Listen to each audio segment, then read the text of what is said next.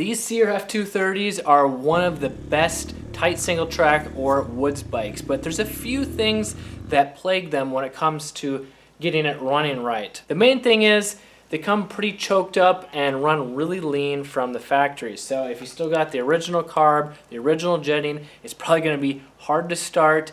It takes a while to warm up. It might be really boggy, or if you let it sit for a while, jets are probably going to get plugged up and it's not going to start at all. Now the pilot jet circuit is going to be the most important when it comes to starting, idling, and like 0 to quarter turn throttle response. So if the pilot jet is too small, like it comes from the factory in most climates, or if it's clogged up from sitting for a while, it's going to be really hard to start. It's not going to want to idle. It's going to be really boggy.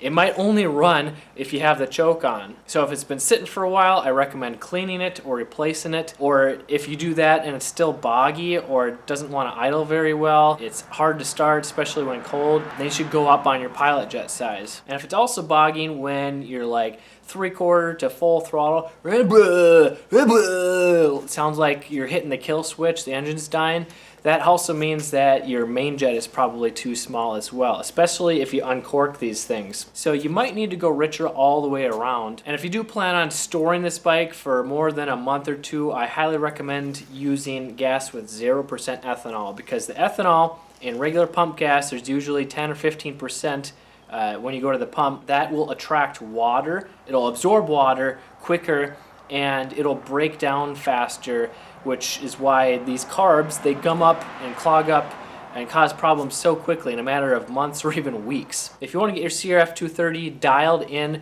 I have more resources like my jetting cheat sheet or carb tuning, as well as carb rebuilding course.